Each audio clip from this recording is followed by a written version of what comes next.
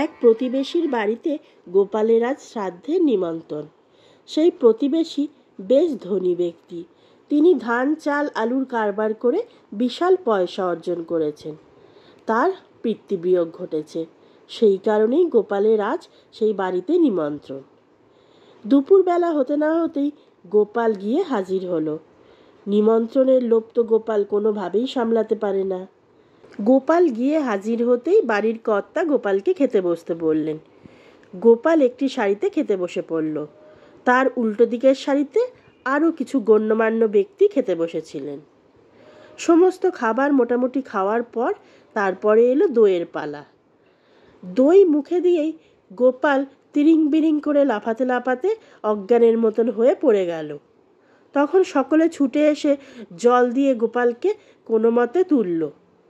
কিছুটা ধাতস্থ হওয়ার পর গোপালকে সবাই জিজ্ঞেস করলো, তুমি দই খেয়ে ওরকম কেন করছিলে?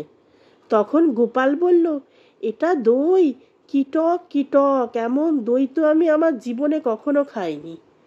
আসলে ব্যাপারটা হয়েছিল কি, গোপাল যে শাড়িতে খেতে বসেছিল সেই শাড়িতে যে দই পরিবেশন করা হয়েছিল সেটা 3 দিন আগেকার দই, আর গোপালের সামনের শাড়িতে যে দই পরিবেশন করা হয়েছিল সেটা আজকের টাটকা দই, কারণ সেই শাড়িতে প্রচুর গণ্যমান্য ব্যক্তি খেতে বসেছিল।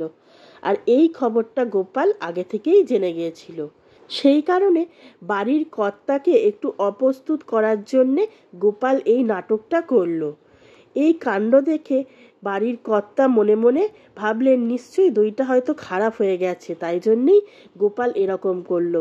এই কথা মনে মনে ভেবে তিনি খুবই লজ্জা পেলেন এবং তিনি সঙ্গে সঙ্গে পরিবেশনকারদের নির্দেশ দিলেন যে আজকের যে টাটকা দই আনা হয়েছে সেটাই ওই শাড়িতে পরিবেশন করতে।